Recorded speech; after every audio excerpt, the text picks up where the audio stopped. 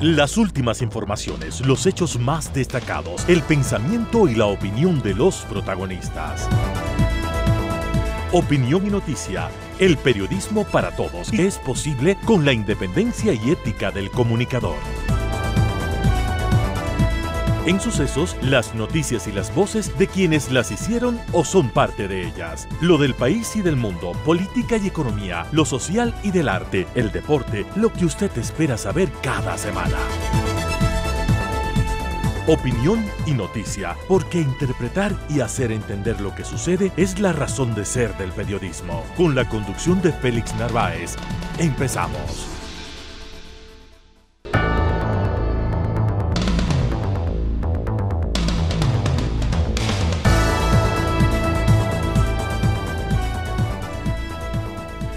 Al inicio del presente programa, un cordial saludo a nuestros oyentes, a nuestros televidentes, a nuestro público en el país. Muchísimas gracias por su siempre deferente atención. En Quito nos escuchan en la señal 101.7 FM, también en cualquier parte del mundo en el www.radiosucesos.fm. En el Facebook estamos en Radio Sucesos Ecuador. Y si prefiere el Instagram, @radiosucesosec. Y en el sistema X, @radiosucesosec. Las vías, las posibilidades para estar con ustedes, para que usted nos sintonice. El día de hoy nos permitimos anunciar un importante grupo de invitados de lujo para que usted analice los principales problemas de este país que se desata en una crisis interminable. Nos va a visitar el capitán Edwin Ortega, sin pelos en la lengua, quien encabeza el crimen organizado en el Ecuador. Lo va a decir. El doctor Rafael Ollarte va a analizar la crisis de la función judicial, que es otra parte del problema y que no se está abordando. También el exministro de Economía, Marco Flores, nos va a analizar si es que el aumento del IVA es la única vía para financiar esta guerra interna.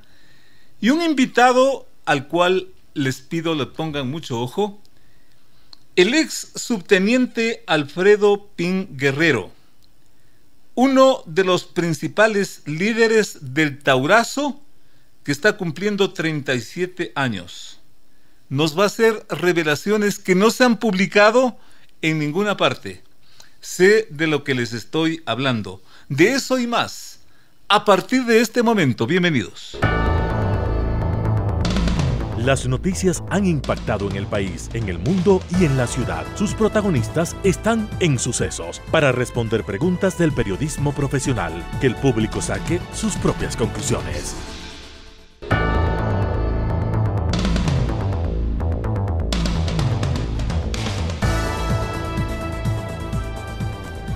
Declarar la guerra al crimen organizado parecía un mensaje exclusivo de los radicales, pero finalmente el país está en eso, y por decreto presidencial.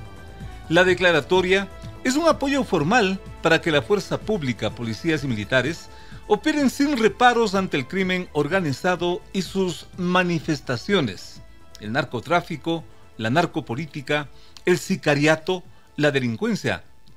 Las palabras del entonces candidato presidencial Fernando Villavicencio hoy resuenan premonitorias y casi todos los días. Vamos a someter a las mafias. ¿Pero cuál mafia? La primera, la que nadie quiere mencionar, porque son parte de esa. La mafia política.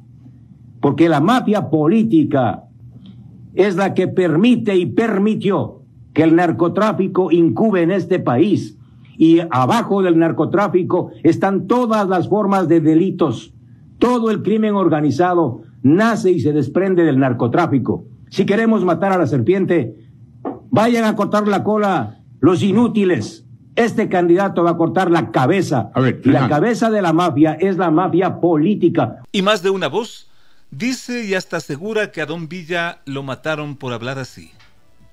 Caracterizado activista, una voz que se la escucha, que se la identifica en cualquier momento.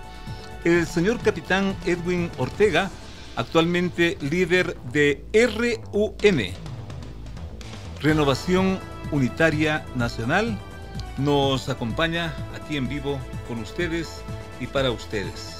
Directo al grano. Tomarle el pulso a esta guerra interna en la que está el país. ¿Estamos ganando? ¿Estamos perdiendo como país? Capitán, un gusto. Félix, el gusto es mío. Cuando usted habla de esta dinámica en lo que respecta a los actores en materia de seguridad, porque cuando imaginarnos que un político sea quien empuje con su activismo, como lo hizo Fernando y como lo hacemos hoy desde esta renovación de la Unidad Nacional, empujamos con esta corriente, ya no tanto política de gente buena ni del batallón de patriotas, sino una corriente que lo ha materializado el mismo gobierno con el decreto 111. Era algo que cuando usted inclusive juega ajedrez, se da cuenta de que no hay otra salida. O era el rey o era la reina. Y en este caso, el Ecuador, al ser el rey, tenía que cualquier gobierno que pisaba Carondelet en diciembre del año pasado, automáticamente tenía que tomar este tipo de decisiones. La declaratoria de guerra. 100%. No había marcha atrás porque usted ya tiene un Milei en Argentina. Usted ya tiene, bien o mal, dése cuenta, aunque los socialistas del siglo XXI digan que no es así, las mismas políticas internas de Venezuela frente al crimen organizado, a pesar de que hablamos del cartel de los soles y de toda esta debacle bolivariana. El mismo Petro ha manifestado que si es que está alias Fito dentro de su territorio será capturado. Entonces, si es que no existe un alineamiento, no solamente vertical, el presidente con el Ejecutivo y Fuerzas Armadas y Policía, sino transversal de todos los actores políticos, Félix, el Ecuador no va a ganar esta guerra. Entonces, cuando él dice, bueno, son declarados terroristas, los actores políticos, los activistas políticos, la prensa, el pueblo. El concepto está claro. Mire, el concepto de Clausewitz se mantiene al día. Es la guerra es la consecución, la política es la consecución a través de la guerra por otros medios. Entonces, la política en contra del crimen organizado, cuando usted ya les llama terroristas, automáticamente los 5 poderes del Estado se van en contra de ¿quiénes?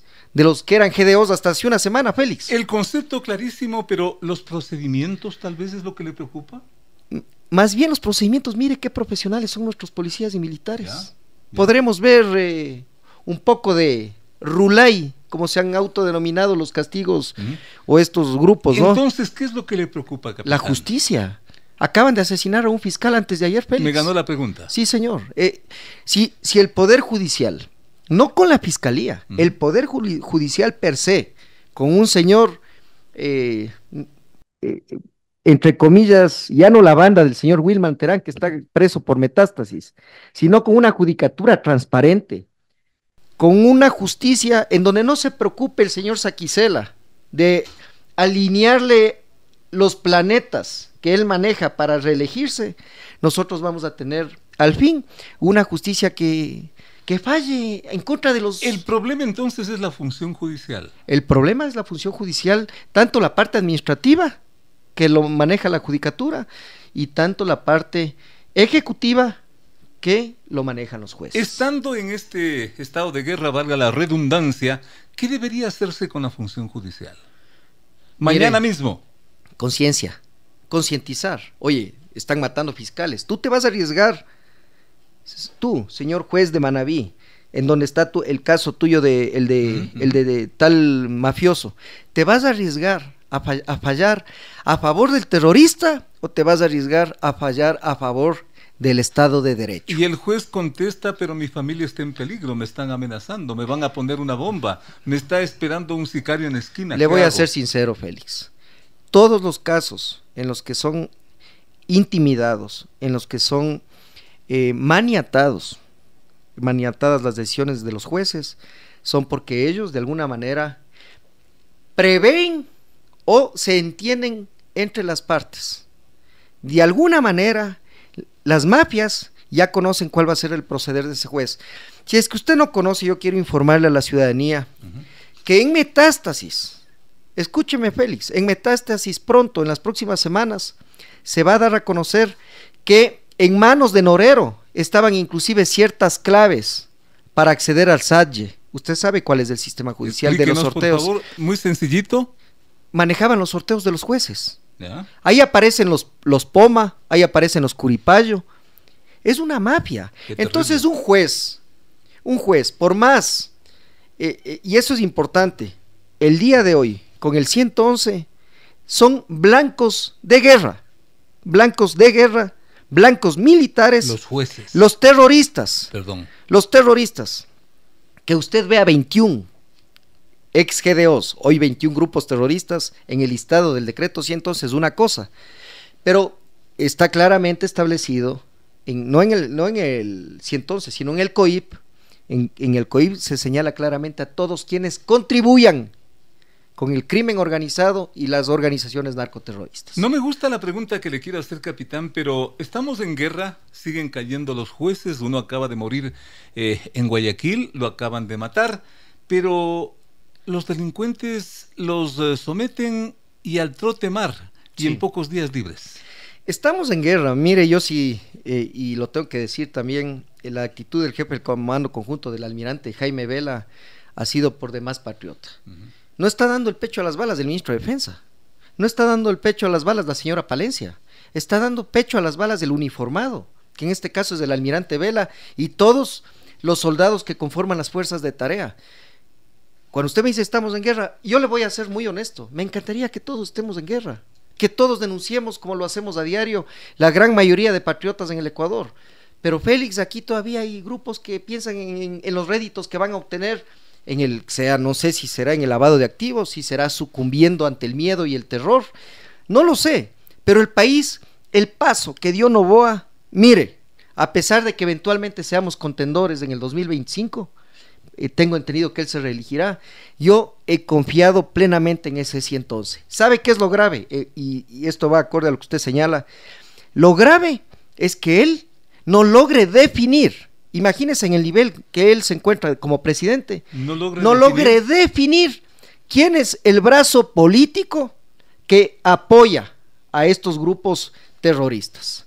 Cuando usted ve lo que acaba de hacer la asambleísta Esther Cuesta, señalando de que no cumple con las formalidades, la ley de extinción de dominio que el presidente Noboa le llama ley de recuperación de activos por el tema ilícito. Que es otra suerte de cuento de nunca acabar, ¿no? Pero mire, ¿quién reclama? Entonces, yo, y creo que la gente... no logre definir quién es el brazo político o quiénes. Por supuesto. ¿Será que no hay pistas? ¿Será que no hay nombres? ¿Será que no hay señales? Yo le doy una señal. A ver.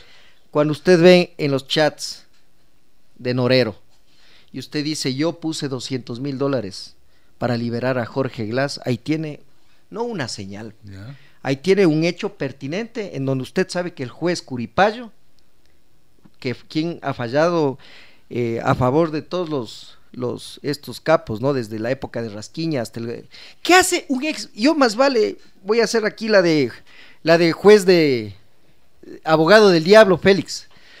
¿Qué hace un vicepresidente de la República relacionado con estos grupos? Otro hecho pertinente.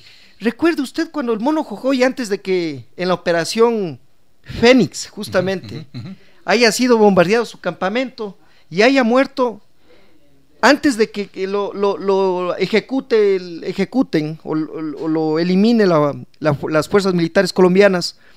Él señaló claramente que dio $200,000 para Rafael Correa, lo dice con nombre y apellido. Y así hemos visto, es más. Hay dos nombres, usted ha citado dos nombres. Sí, mire, ¿quién financia lo de ISA? Glass y el expresidente Correa. Usted, que es bien informado, yo le tengo que decir, ¿por qué tenemos que olvidarnos lo del 2019? Lo de junio del 19 y lo de octubre 19 y de junio del 22. ¿Los llamados levantamientos? Por supuesto, mire las patrullas. ¿Ya? Cualquier persona. ¿Lo dice eso para mencionar a quién? No, yo le voy para mencionar a qué. A los correístas que estuvieron al mando en Calacalí. ¿Tantos? No, el nombres. señor Leonidas... ¿Isa? No es Leonidas Issa. Leonidas mismo es activista, Ya, pero ya. a morir de la Revolución Ciudadana. Él estuvo íntimamente relacionado. Es más, Paola Pavón, el señor Hernández y el señor Viteri llevaban el grillete justamente por eso. Entonces, yo sí creo que ya es hora de que el Ejecutivo, así como ha tenido la certeza y el acierto de señalar en el 111 cuáles son los grupos delictivos, será un gran acierto cuando nos diga quiénes financian estos grupos delictivos o quiénes los defienden políticamente, porque nadie es autárquico. Sin duda. Deben depender de un brazo político. Capitán, usted ha mencionado dos nombres que por su trascendencia, por su peso, por su influencia, por todo lo que usted quiera, son nombres graves, complicados. Ha mencionado usted al señor Correa y al señor Glass. Salen los dos señores y dicen, no, lo que pasa es que el capitán es un resentido y por eso nos menciona. Pruebas, capitán. Odiador, saben decir. Odiador. Mire, no tengo pruebas, no solo pruebas, son las sentencias. Las sentencias que tienen en firme, la última sentencia de Jorge Glass, por el tema de la reconstrucción de Manabico junto al señor Bernal. Ya, pero esas son sentencias por procesos de corrupción que sigue la Corte Suprema, en fin, que sigue el procedimiento legal. Pero no son pruebas que los presente como líderes de todo este desbarajuste de país. Mire, cuando usted estudia tanto Félix, de la Revolución Ciudadana, cuando usted estudia tanto las amenazas y el terror que han envuelto a nuestro país en los últimos 15 años, usted ya no es que tiene solamente certezas o evidencias o indicios. Yo estoy completamente seguro que para que existan estos grupos deben depender de un brazo político. Y cuando Rafael Correa aplaude los ataques a Quito, cuando Rafael Correa defiende a Isa, cuando Rafael Correa hace de campana en la operación Metástasis, ¿sí? Créame que toda la entrevista yo puedo seguirle dando pruebas. Tengo que tener mi celular, que ahora nos hace de cámara de fotos, pero yo podría seguirle sacando evidencias certeras. Ya no de documentos en los cuales quizá podamos decir hubo un arroz verde, hubo un metástasis, sino del actuar de estos personajes. Es evidente, mire la computadora de Jorge Glass, lo importante que resulta para las investigaciones del caso Metástasis, y vamos a seguir encontrando... Y salen historias todos los días, sí. Pero concretando esto y por la trascendencia, insisto, del tema, ¿usted aseguraría que Correa y Glass son los líderes de todo este complejo mundo del crimen organizado? Yo más bien creería que ellos son parte de este mundo. No le podría decir si son los líderes o no. Vemos la fuerza que tiene Fito. Vemos la fuerza que tiene alias Colompico, alias Fito. Es decir, ellos son líderes indiscutibles en su nivel mafioso. Pero de lo que sí estoy seguro que es un mundo oscuro, en donde el señor Correa, el señor Glass, han contribuido directa o indirectamente con el desastre en el cual se encuentra sumido el Ecuador. En base a el apoyo que reciben y las amistades que tienen, inclusive para terminar, porque podemos hablar de esto, ya le digo todo. ¿Qué hace la señora Guiñaga en una foto con Jordán? ¿Fue coincidencia que ambos fueron al estadio de fútbol? ¿Qué hacen teniendo en el mismo edificio departamentos del señor Llena, el hijo de la señora Lucía de Llena, junto a la señora Guiñaga? Obviamente creo que tuvieron alguna relación. Entonces usted va viendo cabezas correístas que están muy cercanas. Entonces ya, mire, creo que la ley de Murphy lo dice, ¿no? Cuando las hebras en un cabo empiezan a romperse, empieza ya a perder la fuerza ese cabo, y tarde o temprano se rompe por el lado más débil. Al capitán Ortega yo quiero agradecerle a nombre de nuestros televidentes, de nuestros oyentes, de nuestro público por este esfuerzo. Él viene desde otra provincia a este programa para decirnos lo que ustedes acaban de escuchar, por su frontalidad, por la firmeza con la que viene manifestando aspectos, parte de los cuales hemos abordado el día de hoy. El capitán Ortega inclusive tiene que cuidar su propia seguridad personal, y peor en las actuales circunstancias. quiero comprometerle a nuestro invitado para una próxima oportunidad. Tenía otros temas, pero qué bueno hablar de él en este punto de cómo ha avanzado esta denominada guerra interna. Saquen sus propias conclusiones. Ha mencionado nombres, ha mencionado relaciones. Veamos qué dice la justicia en los próximos días. Un honor tenerle por aquí, capitán. Hasta la próxima. Muy amable. Félix, muy amable. Gracias por el espacio. Volvemos en un minuto con más para ustedes. Entrevistas importantes que tú quieres escuchar. La mejor información, la más grande opinión. Periodismo de verdad. Con Félix Narváez.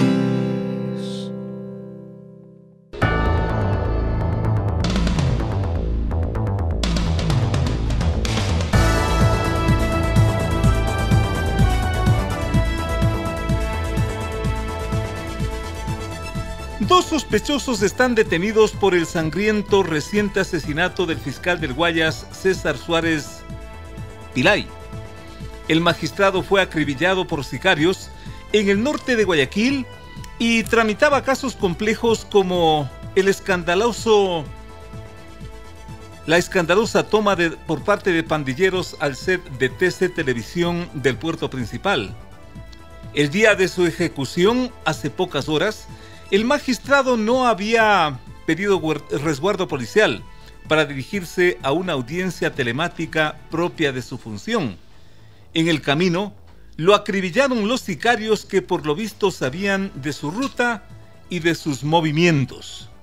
Los criminales se dieron a la fuga y se abrieron paso a toda velocidad y se perdieron en la ciudad de Guayaquil.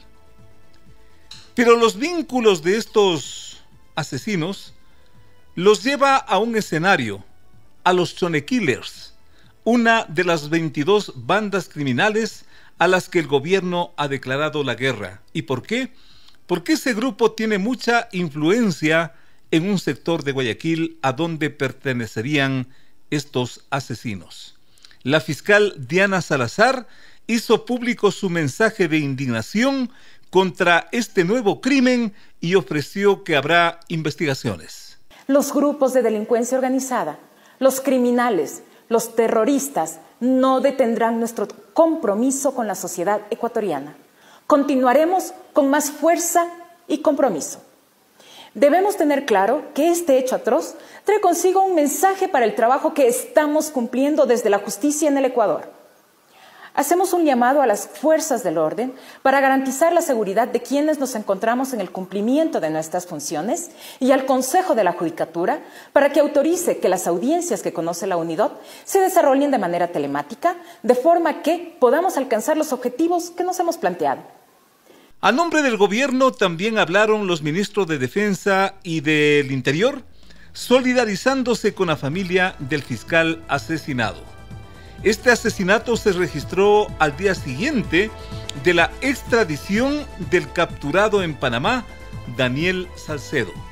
También cabe anotar que horas más tarde, es decir, este jueves, se conoció de la trágica muerte aparentemente de un funcionario de la Fiscalía, quien habría caído de un alto piso de un edificio al noroccidente de la capital.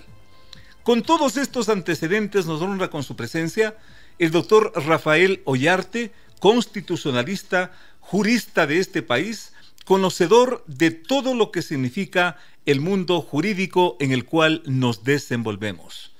Todos estos antecedentes, ¿qué lectura le dan de la situación en medio de la guerra interna? Su voz, su orientación, muy importante a esta hora. Doctor Ollarte, un gusto tenerlo por acá.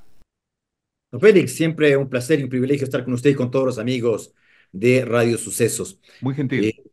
Bueno, la delincuencia, como estamos viendo, ha dejado de ser aquella que de por sí ya era perniciosa para convertirse en un grupo abiertamente beligerante. Tenemos unos grupos delincuenciales que ya no solamente se dedican a realizar actos ilícitos, sino, como estamos viendo, intentan someter al Estado y deshacer su poder, es decir, intentar, como lo consiguieron ya en Haití, que las naciones, y en este caso que la nación ecuatoriana, no pueda operar a través de su fuerza pública y a través de sus órganos de justicia en su contra, sino que ellos se constituyan en determinados territorios en el poder fáctico. Eso es lo que ha ocurrido en Haití y ese es el destino pernicioso a los cuales nos quieren llevar estas gentes si es que no se le pone coto. El decreto de estado de guerra interna, de conflicto armado interno, tendría o tiene la finalidad de evitar esas consecuencias. No nos encontramos, por lo tanto, en un estado de excepción por grave conmoción interna, en el que las Fuerzas Armadas apoyan a la Policía Nacional en labores policiales con la finalidad de capturar delincuentes y ponerlos en manos de la justicia. No, se están y se tienen que realizar operaciones militares para rendir y neutralizar a los beligerantes, impedir que estos puedan realizar acciones de armas, en su caso tomar los prisioneros y si se determina que dentro de esos prisioneros hay gentes que han cometido delitos, ahí sí, solo en esos casos, ponerlos a disposición de la justicia. Pero la finalidad de un estado de excepción por guerra interna es neutralizar al beligerante. Y en estas condiciones, en estas circunstancias, ¿cómo está la justicia? ¿Cómo operan los jueces? Obviamente, entre las múltiples versiones que se escuchan, hay jueces de todo, pero lo que acaba de acontecer con este fiscal del Guayas, como que espeluzna y como que se dice, ¿los malos están ganando la batalla, doctor? Los beligerantes siempre ocasionan daños, al contrario, por supuesto, eso es así, pasa en cualquier guerra. No es positivo, pero es la realidad de las cosas. Ahora, no confundamos los temas. Usted tiene problemas estructurales en Ecuador y tiene cuestiones que derivan de esa guerra interna. El tema de la justicia, que en algunos casos se señala que hay jueces corruptos, que hay abogados que compran casos, Así que es. hay fiscales que se rinden ante la tentación. Es lo que originó el caso Metástasis. Pues el caso Metástasis es eso. Manchado desde el presidente del Consejo de la Judicatura, señor Wilman Terán, jueces de segundo y primer nivel, fiscales que están siendo sometidos a proceso. Ahora, un fiscal que ha sido asesinado porque, supongo yo, ha sido por esta razón, ha estado investigando delitos. Pero ojo, esa es una presunción que nosotros tenemos. Se tiene que investigar cuáles son las razones de ese crimen, porque muchas veces, cuando usted tiene gente que tiene casos importantes, ha pasado en otros países, no solamente acá en Ecuador, usted puede realizar un crimen y desviar la atención a que la causa de ese crimen es otra. En este caso, que estaba investigando a tal o cual persona, que estaba instruyendo tal o cual proceso penal y, claro, se puede tratar de alguna otra cuestión ajena a esos casos. En todo caso, si lo es o no lo es independiente, porque uno dice, si esto le pasa a un fiscal, ¿qué le pasará al común de los mortales? Exacto, exacto, ¿Ya? exacto, doctor. ¿Qué Entonces, debería pasar con el sistema de justicia en los actuales momentos? Con un sistema de justicia, por último, polémico, sujeto a esas versiones que usted ya les está comentando, doctor, pero que puede continuar así mientras continúa este estado de guerra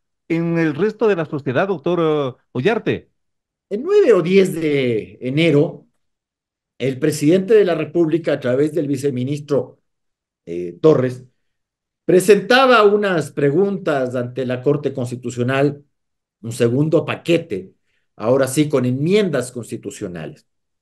Curiosamente, cuando el viceministro Torres reparte a la prensa las preguntas, aparecían inicialmente 9 preguntas, Ujú, ¿cierto? ujú. ¿Ya? La primera, extradición, y la segunda, el tema de lavado de activos. Pero curiosamente, cuando uno revisaba el texto que se había entregado a la prensa y que algunos pudimos obtener por medio de algunos amigos periodistas, no eran 9 preguntas, sino 12. Y habían 3 preguntas que aparecen en los anexos, aparecen en las preguntas los anexos, pero no en la inicial. Eran 2 relativas al Consejo de la Judicatura y una relativa a Fiscalía. La 2, porque vea, no vamos a engañarnos, el Consejo de la Judicatura actual no está integrado regularmente. Así es. Segundo, ¿a quién le voy a pedir que lo integre? Entonces, inicialmente veo que el presidente de la República tenía la idea de cambiar la integración de este Consejo de la Judicatura. con un miembro designado por la Corte Constitucional, otro por la Corte Nacional, otro por la Fiscalía y dos órganos más. Porque usted no le va a confiar, han declarado pues la nulidad ahora de este concurso para renovar la Corte Nacional de Justicia, y eso es algo que uno aplaude, pero ¿con qué confianza con el señor Murillo o con otros uno va a decir, bueno, le vamos a seguir entregando a esta gente la designación de jueces, y en este caso de jueces supremos? Difícil. Entonces había que cambiar eso. Y la segunda pregunta, porque en realidad la pregunta 3 que no aparece finalmente, era establecer un consejo transitorio, no como el de Correa, según se ve, sino con consejo transitorio con 3 miembros, un delegado de la Corte Constitucional, un delegado de la Corte Nacional y un delegado de la Fiscalía. Verá que ahí no era como el otro, pues que era un delegado del presidente, otro de la Asamblea y otro del Consejo de Participación Ciudadana, al final los 3 de Correa. No, esto era una cosa que veo que era muy sana, la que se planteaba originalmente por el presidente Novoa, de tener un Consejo de la Judicatura eminentemente jurisdiccional, es decir, Corte Nacional, Corte Constitucional y Fiscalía, con 3 personas ahí que evaluasen a los jueces, De acuerdo. Ajá, a ajá, todos. Se ajá. cayó la segunda pregunta. Y la tercera pregunta que se cayó, de lo que se ve, era el tema de la autonomía de la Fiscalía. Eran 3 preguntas que uno entendía oportunas, es decir, incluso estaban ahí, Totalmente, las entregó, pero totalmente. sorprendentemente no están en el documento final. Tenemos 9 preguntas de otra cosa. Ahí estaba, no digo que la solución absoluta de las cosas, pero sí dejaba ver una voluntad política tendente a arreglar este tema, pero veo que el presidente de la República la voluntad política le ha durado 2 minutos. De un día para otro las ha retirado. Por eso es que ahora tenemos la pregunta 2, extinción de dominio con el anexo 5. Qué cosa más rara. En el fondo se querría mantener consecuentemente la actual situación de cosas Efectivamente, y no se está, reformarlo. pierde la oportunidad de hacer una consulta que él mismo estaba planteando. Pero lo que le estoy diciendo no es una cosa mía. Por Estoy favor. diciendo que eso fue lo que le entregó a la prensa el viceministro Torres. Qué cosa, doctor. Con 9 preguntas, pero que cuando uno abre el texto, no eran 9, sino que eran 12, con estas 3 preguntas que luego aparece que no se hacen. O sea, en el camino se han quitado, no sé cómo fue la cosa. Revelador, brillante análisis, muy oportuno en este momento, doctor Ollarte, lo que nos dice sobre todo con esta última parte y se nos agranda la interrogante. ¿Qué hacemos con toda esta situación? Doctor Bueno, Ollarte, hoy día tenemos una coyuntura, y la coyuntura es el estado de excepción por guerra interna. ¿ya? Vea, no hay nada peor que hacer las cosas a medias. O sea, ¿está en guerra interna o no está en guerra interna? Totalmente. Si usted se mete a una guerra y lo hace a medias, es altamente probable que la pierda. El problema es que una cosa es perder una guerra internacional como la perdió Argentina por no ir de frente en el tema de las Malvinas, porque a veces la gente cree que en el 82 Argentina perdió porque simplemente se enfrentaba a una gran potencia mundial. Sí, pero esa gran potencia mundial tenía que trasladarse 8.000 kilómetros hasta las Malvinas, ¿Ya? con hombres de barcos, con un número limitado de suministros, con un número limitado de elementos bélicos, con un número limitado Que no es comparable, ¿no? Que no es Bien. comparable. Exacto, pero a ver, ¿por qué le digo esto? De Porque te acuerdo. vas a la guerra y tu armada, es decir, tu marina de guerra, no presenta combate. Porque mandas a las Malvinas, en vez de mandar soldados profesionales, mandas un montón de reclutones, pues, o sea, conscriptos, sin formación, que no sabían ni limpiar las armas.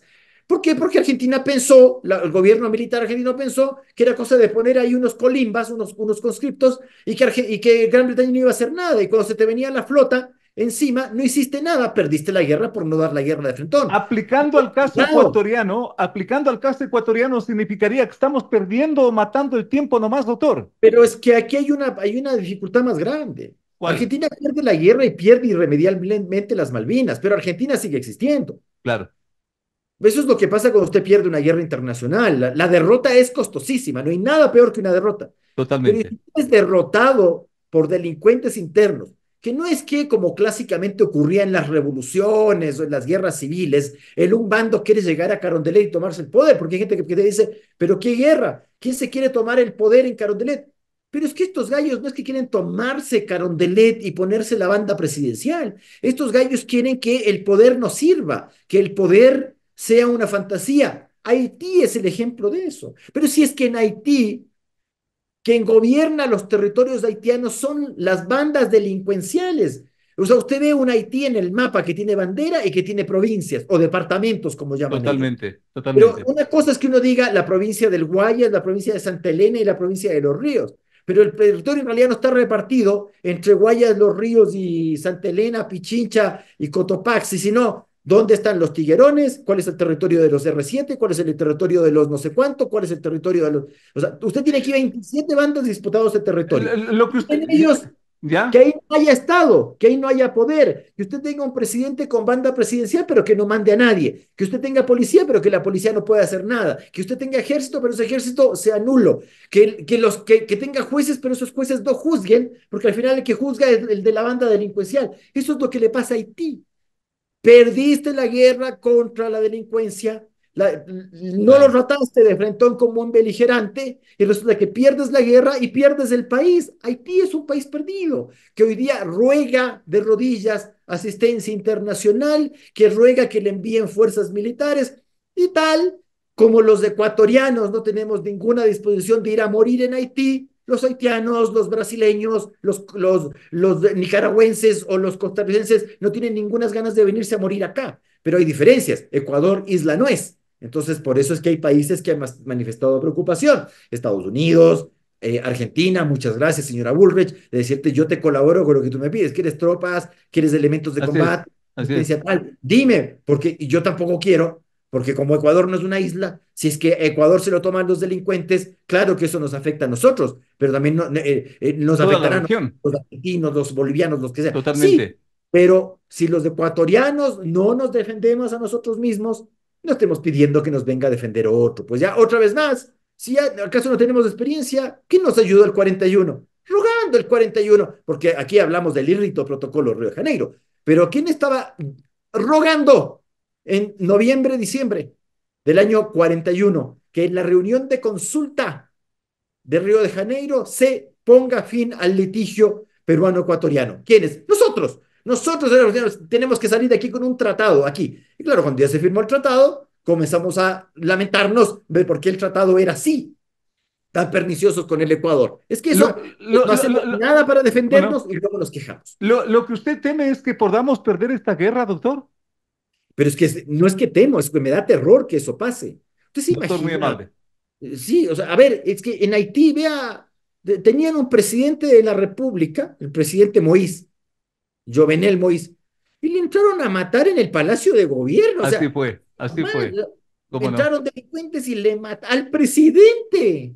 O sea, pero aquí me le han matado a un fiscal. Pero usted se imagina que en un país le maten al presidente. Y por más que mañana usted capture a los delincuentes, usted dice, pero si al presidente del país le matan, a mí, ¿qué me toca, pues? Doctor Ollarte, gracias por su análisis muy oportuno y una advertencia a la que usted nos está dejando, y con mucha razón. Doctor Ollarte, hasta la próxima, muy amable, muy gentil. Otro placer. Gracias al doctor Rafael Ollarte, constitucionalista de este país. En la práctica, y como dice el doctor Ollarte, si perdemos esta guerra, simplemente perdemos al país. Ya volvemos con más.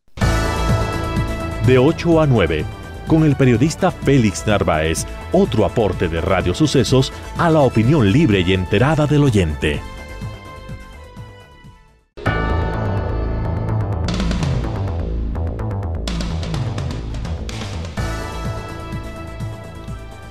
Un panorama alarmante se anuncia desde el Ministerio de Finanzas y la Asamblea no da luz verde al aumento del IVA para financiar la llamada guerra interna contra el crimen organizado. El ministro del ramo advierte que esa es la principal fuente inmediata de fondos para cubrir los 1.020 millones que de aquí en adelante durante este año se entiende se requiere para cubrir el conflicto. Y no solo eso, y por allí vienen las interrogantes y los problemas. También surge que hay que cubrir el déficit de la caja fiscal, hay que pagar los sueldos y seguramente habrá que pagar los cortes de energía eléctrica por todo lo que es de dominio público y así usted todo lo imaginable que son problemas económicos de este país. Sin embargo, cuando aterriza el proyecto económico urgente del IVA para financiar la guerra en la Asamblea, se escucha una multiplicidad de propuestas que van inclusive desde donemos un día de sueldo a los asambleístas hasta otras como el impuesto por una sola vez. Tantas cosas que se escuchan, y por eso nuestro contacto con el señor economista Marco Flores, reconocido analista económico de este país. Consecuentemente, señor economista, ¿cuál de estas alternativas sería la que vale para no cargarle tal vez de más impuestos a la gente, o ese es el camino que hay que seguir? Lo escuchamos, lo observamos. Bienvenido. Muchas gracias, Félix. Un gusto saludar a usted y a su audiencia. Muy gentil. Mire, el problema que tiene la economía ecuatoriana es que en el año 2024 al presupuesto del Estado le faltan 10.000 millones de dólares de financiamiento. Entonces, hay que financiar 10.000 millones de dólares en el presupuesto de este año. De esos 10.000 millones, se pueden aproximadamente conseguir 5.500 millones entre deuda interna y deuda externa. Mirando las experiencias que ha tenido en el pasado inmediato el país, yo no veo mayor problema de conseguirlas. Nos queda un saldo. Nos queda un saldo por conseguir, digamos, entre 4.500 y 5.000 millones de dólares. Exacto. Y para eso se requieren medidas de política económica. Pero además, la economía ecuatoriana sufre un fuerte estancamiento. Hay una contracción de la demanda y una contracción del consumo, y sobre todo el PIB, que mide el tamaño de la economía, ha venido decreciendo, se ha venido reduciendo. El Banco Central prevé para este año un PIB mucho más pequeño que los años precedentes. Entonces, lo primero que tenemos que tomar en cuenta es que hay que diseñar las medidas y las políticas económicas que le puedan permitir al Ministerio de Finanzas tener los 4.500 millones de dólares que le harían falta para completar el financiamiento en el presupuesto del Estado. Pero este dinero, o más bien dicho, las medidas y políticas que se diseñen, a mi modo de ver, tienen que cumplir dos requisitos. Uno, no asfixiar más la economía, es decir, permitir que la economía se desarrolle y crezca, no asfixiarla. La segunda medida paralela, ¿no es cierto?, o la segunda condición paralela, es no afectar a las personas de menores ingresos, que ya están bastante afectadas, las personas de ingresos bajos, las personas de ingresos fijos y los pobres en el Ecuador, que según dice el INEC son 7 millones de personas. De esos 7 millones de personas, hay 5 millones que viven en pobreza monetaria, esto es con menos de $3 al día, y dentro de esos 5 millones hay 2 millones de personas que viven con menos de $1.70 al día. A esos 4.500 millones, clarísima su explicación, que ya eran el déficit que hay que cubrir para este año, hay que agregarle estos 1.020 millones que dice el Ministerio de Finanzas por la guerra, con lo cual nuevamente volvemos al problema. ¿Y cómo financiamos esta guerra, señor economista? No, yo no creo que hay que agregar los 2.020 millones, porque en el presupuesto del Estado ya está considerado el presupuesto para las Fuerzas Armadas y para la policía. A lo mejor lo que hay que agregar serán unos pocos recursos, por ejemplo, las tanquetas que está utilizando el ejército, que consumen fundamentalmente diésel y otros vehículos que consumen gasolina. Probablemente hay que hacer aportes adicionales para eso no estaba previsto. Pero lo fuerte está previsto en el presupuesto de las Fuerzas Armadas y la Policía. Solamente que no se ha revelado porque no conocemos el presupuesto de este año. Es más, estamos trabajando con el presupuesto del año anterior y no sabemos las modificaciones que vaya a hacer el gobierno actual al presupuesto prorrogado. De manera que yo no creo que hay que unir los 1.020 millones de dólares. Consecuentemente, esto del IVA, ¿cómo entender?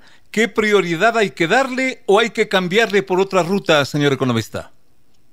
Yo estoy totalmente opuesto a utilizar el incremento del IVA en la actual coyuntura. En realidad en ninguna coyuntura, pero particularmente en la que le acabo de describir.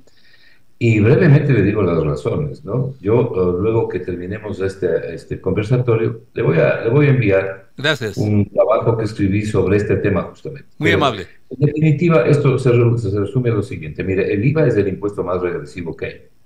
Eso quiere decir que los pobres tienen que hacer un sacrificio mayor de su ingreso reducido para pagar el IVA que los que hacen las personas de ingresos mayores o las personas pudientes. Porque, ¿qué es esto, señor economista? Tenga la bondad para que el público quede también claro. ¿Qué es esto de impuesto regresivo?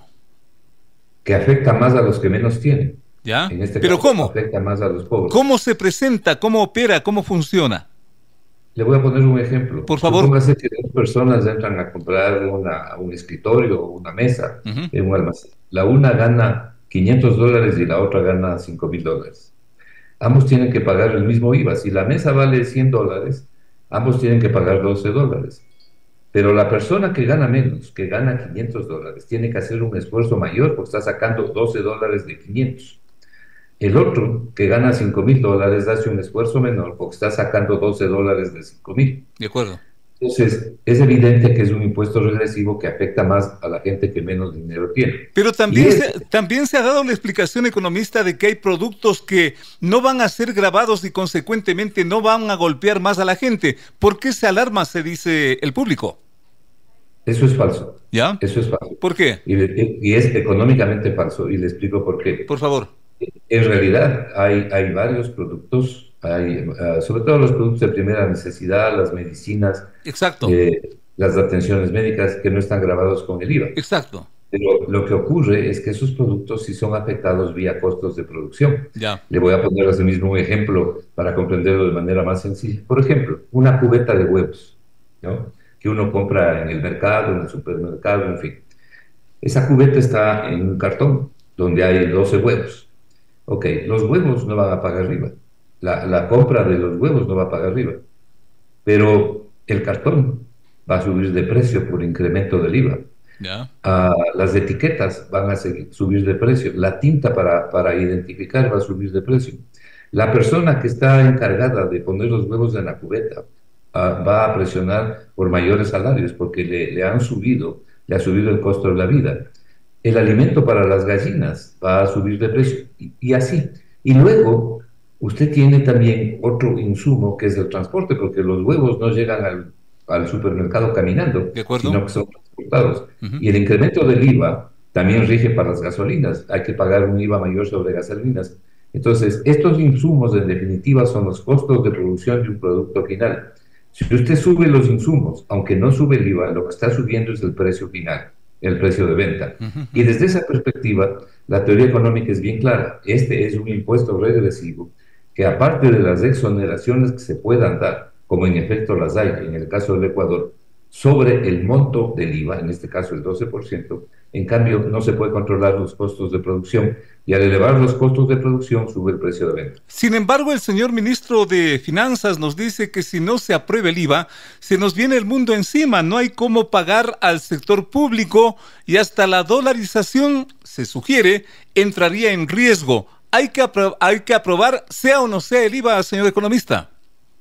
A mí me parece un lamentable error esa declaración del ministro. En realidad, por responsabilidad con el país, no debía haberla hecho.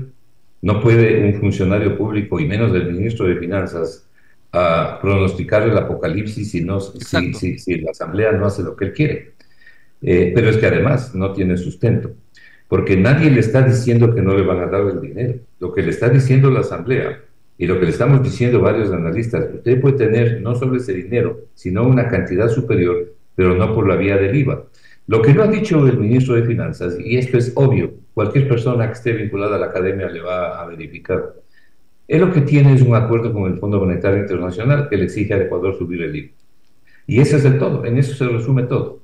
Pero diferentes bloques en la Asamblea Nacional están proponiendo, y veo que están ya finiquitando un proyecto, que en definitiva lo que hace es subir el impuesto a la salida de divisas al 6%, del 3,5% que está ahora.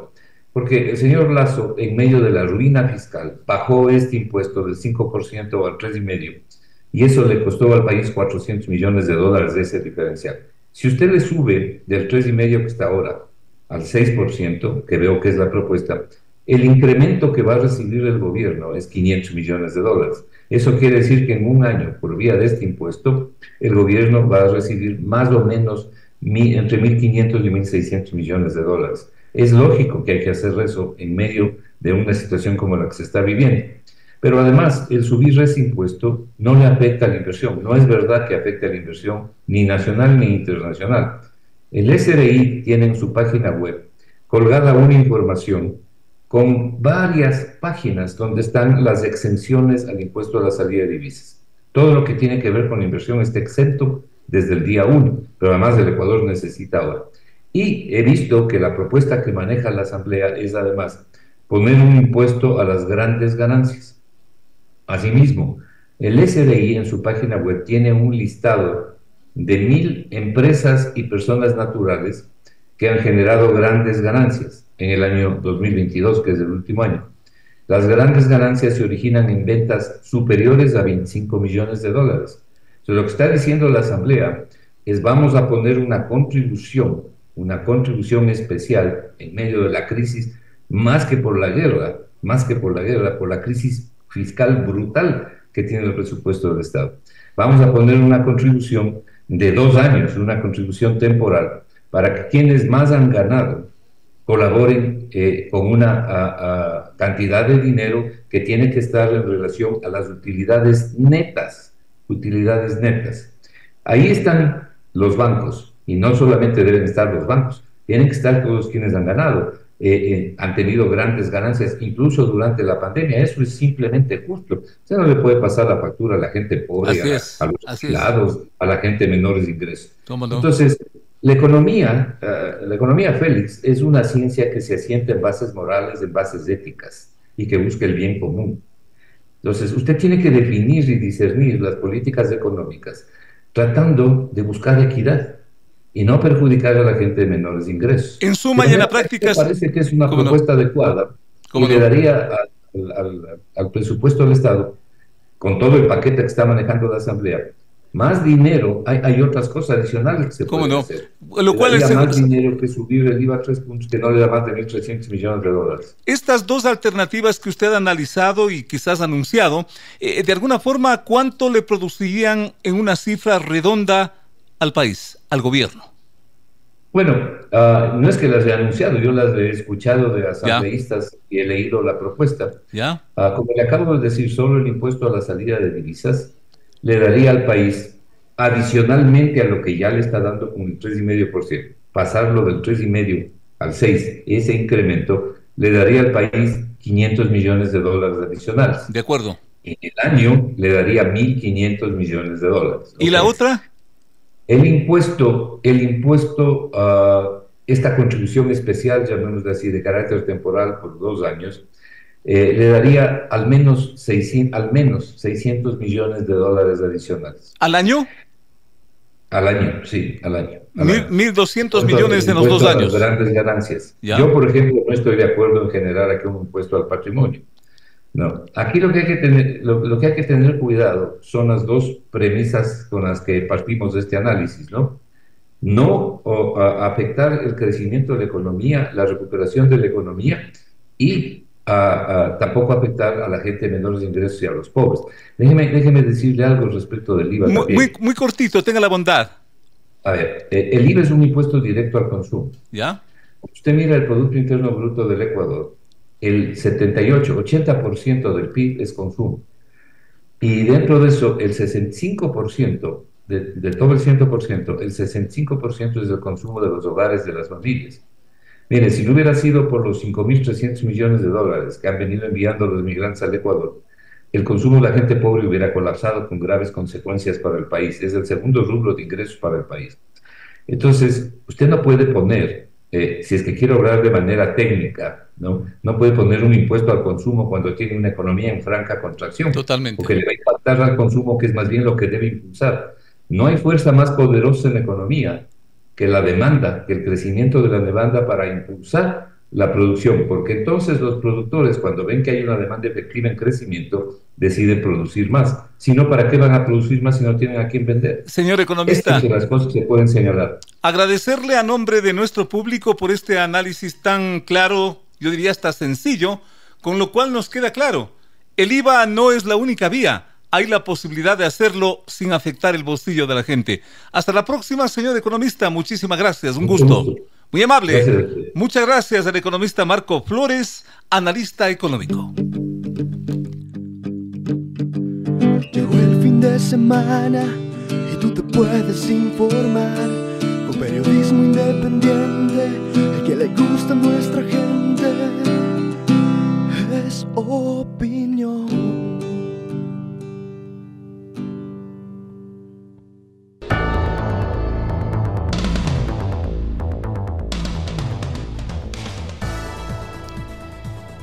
Y en días como estos, hace 37 años, el Ecuador marcó con drama una de sus importantes páginas de la vida política. Un grupo de leales amigos del entonces comandante general de la FAE, el general Fran Vargas, se sublevó contra el gobierno del civil ingeniero León Febres Cordero. Se ocuparon instalaciones militares, la gente salió a las calles. El general Vargas, vestido de camuflaje y machete en mano, encabezó la revuelta y hasta se llegó al secuestro del propio presidente de la República. 37 años han pasado de eso y los entonces jóvenes militares sublevados hoy pintan canas y bajo de las cuales hay pensamientos imborrables. Pensamientos que hay que rescatar y acaso poner sobre la mesa, porque bien dicen, el hombre es el único animal que se tropieza 2 veces en el mismo sitio, en la misma piedra. Hoy tenemos el gusto y el honor de tener al entonces subteniente Alfredo Pin Guerrero. Para quienes vivimos esos días, ese nombre famoso, ¿cómo no recordarlo? Hoy, con 65 años de edad, insisto, nos honra con su presencia aquí en Sucesos. Ubiquemos al público, a quienes no vivieron esta situación, los hechos de hace tanto tiempo.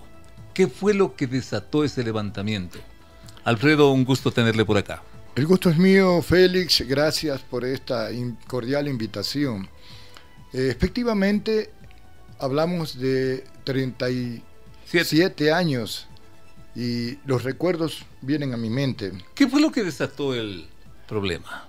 Realmente esto tienen que conocerlo. El tema de Taura en sí,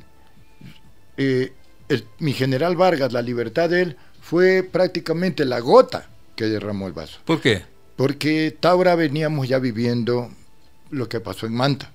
¿Y qué pasó en Manta? Cuando pasó en Manta, Fran Vargas se sublevó ¿ya? ante Febres Cordero y se tomó la base de Manta. Y había un antecedente. Sí, lo de Taura es resultante de lo que sucedió en Manta. ¿Ya? Cuando a Fran Vargas le dan la amnistía y también le favorecen con el alcalde de Quito le da un habeas corpus a Fran Vargas. León Febres Cordero, el gobierno de turno, no cumplió. Simplemente no cumplió, no lo dejó salir. No se cumple esa amnistía, no se cumple el habeas corpus otorgado por el alcalde de Quito en ese entonces, y eso fue algo que, como un detonante. ¿Ya? Los comandos vinieron a mí. Pedro Dimas Loor, Claudio Andaluz y Chocolita, un compañero que le decimos así. Nombres famosos. El Sambo Colorado.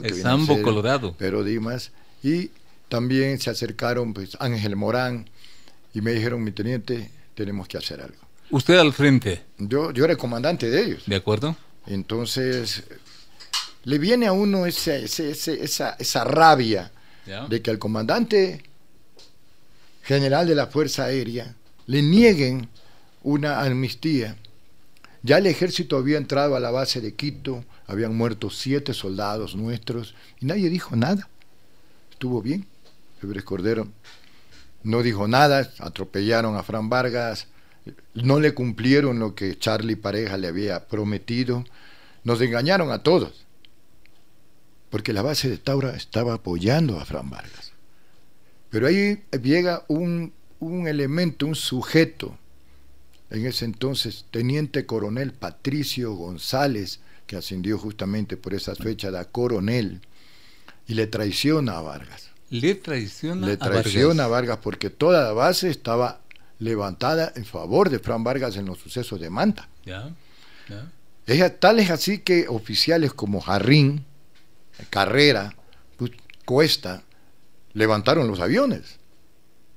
Es el general, después general Cuesta, en esa época capitán, sobrevuela sobre el Palacio de Gobierno Y eso se acuerda todo el mundo y sobrevuela por el Ministerio de Defensa. Momentos dramáticos. Estamos hablando de un avión F-1 artillado con 2 bombas Durandal de 500 libras cada uno, que podía volar. Sobrevolando la Plaza Grande. Sobrevolando la Plaza Grande, no quedaba nada de la Plaza Grande. Totalmente. No quedaba nada del Ministerio de Defensa. Porque estaban los oficiales ardidos. Y estaban levantados. Dispuestos a eso. Dispuestos a todo. ¿Ya? A mí me da la orden el coronel Patricio González de que escoja a 50 comandos para que se vayan a hacer el cerco militar. ¿Ya? Yo le dije a mi general, a mi coronel, usted me está ordenando que yo vaya con todo el personal de comandos, yo voy a llevar armamento, voy a llevar .50, voy a llevar ametralladoras MAC, 7.62, pero no para hacer un círculo a mi general Vargas, sino para pasarme al lado de él, a defenderle a él. Entonces me dice, le voy a arrestar, subteniente, le digo, arrésteme, pero yo estoy diciendo lo que voy a hacer, mándeme y yo voy a hacer eso. ¿A quién le dijo esto? Al coronel Patricio González. ¿Y qué pasó? Me dijo, no, ustedes ya no van los comandos, voy a mandar aerotécnicos. Ya. Con ese entonces Mayor Garzón. Ya. El Mayor Garzón le dijo, yo voy a hacer lo mismo. Si usted nos manda a que vayamos a rodear a nuestra propia gente de la Fuerza Aérea, yo les voy a defender. ¿Y entonces? No mandó a nadie. No mandó a nadie. A nadie, al famoso cerco. Ya. Porque sabían que lo que le iban a mandar era refuerzos a Fran Vargas. Ya. Entonces ahí viene la mentira de Charlie Pareja. Charlie Pareja va y le engaña a Fran Vargas. Le dice, mira, ¿sabes qué? No te preocupes, no te va a pasar nada. Entrégate nomás, sujétate al presidente y te vamos a hacer una investigación para ver qué fue lo que pasó con el Fokker. Y le engañan. Ni bien llega Fran Vargas a Guayaquil, le cogen preso y le llevan a la base aérea de Quito y le tienen sin agua, sin luz, metido en una celda, un comandante general. Una cantidad de acontecimientos que obviamente hay que destinarle más tiempo y dedicarle más tiempo, pero en justamente aprovechamiento de estos minutos, ¿por qué le secuestran a Febres Cordero? Esto tiene que saberlo el pueblo. Febres Cordero va a Taura con un video de Fran Vargas que estaba lógicamente alterado. Fran no es una persona, no es un niño, con todos los oficiales de Manta. Un general bien puesto. Va allá a hablar con los oficiales en el casino y oficiales. Ya. Yo voy a recordar exactamente personajes que se conocen, a pedirnos que le apoyemos para él declararse dictador. Y recibió un no rotundo. Todos los oficiales dijeron, no, ¿qué les pasa? Acabamos de salir una dictadura. Y no, nosotros los militares para no lo... declararse dictador. Sí, para romper la Constitución. Lo dijo ahí, yo estoy aquí, me someto al polígrafo si quieren. Lo dijo delante de todos los oficiales. Qué tenaz.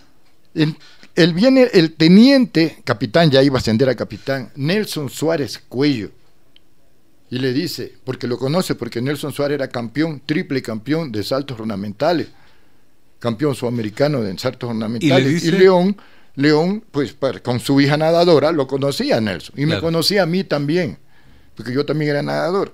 ¿Y le dice? Y le dice a Nelson, Nelson Suárez le dice, señor presidente, no estamos de acuerdo, dele una salida honorable a nuestro comandante general. Deje que él pueda salir por la puerta ancha y olvidémonos de este problema. Pero no nos pida a nosotros que acolitemos una dictadura. Eso no va a pasar, al menos como Nelson Suárez no lo voy a hacer. Y los oficiales dijeron, nosotros tampoco, y comenzó, y el coronel González dijo, ¿qué les pasa? A ver, obedezcan, que estamos hablando delante del presidente. En ese momento nadie le obedecía a nadie. ¿Y por eso le secuestran a Febres Cordero? Espérese, esto está pasando en Manta.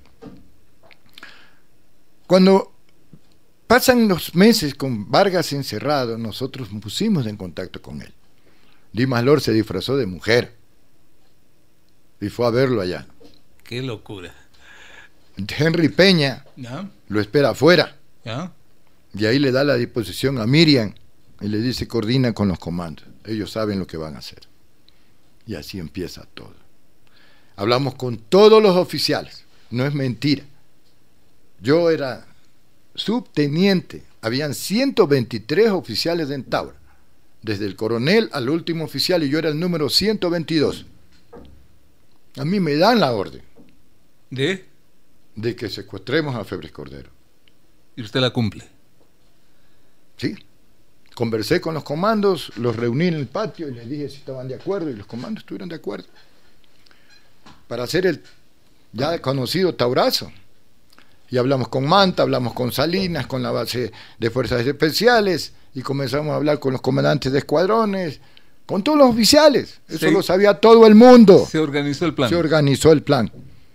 Yo, de oficial ranchero en el mes de diciembre,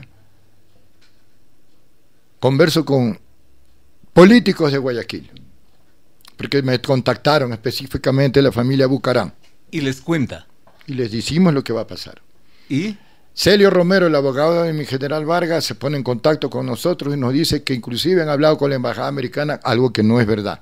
Pero ellos habían dicho eso, que tumbemos a Febres Cordero, y nosotros no le dijimos que nosotros no vamos a dar ningún golpe de Estado. Vamos a liberar a mi general Vargas. Y eso fue lo que hicimos.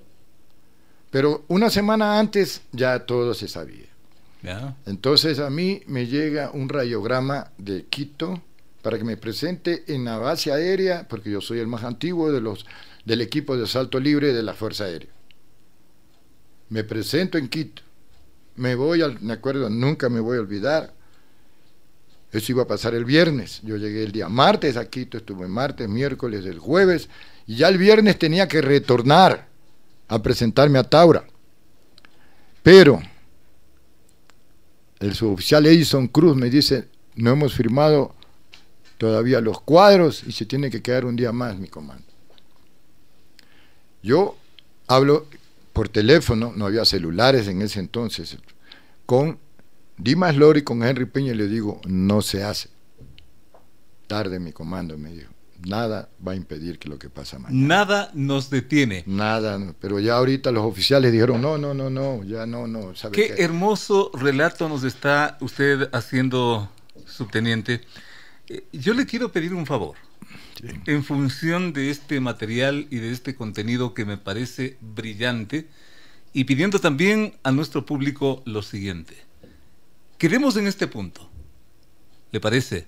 Como usted diga. Y queda cordialmente invitado para dedicarle nuestro siguiente programa, la próxima semana, cómo secuestraron a Febres Cordero. Es que existe demasiados detalles que a partir de este momento nos va a quedar muy corto el programa. Así. ¿Me acepta usted esta invitación? Por supuesto, no tengo ningún inconveniente, porque tengo un compromiso con algo muy importante, que es la verdad.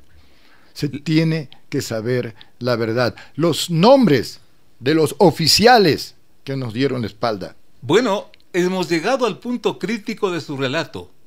¿Cómo secuestramos a Febres Cordero?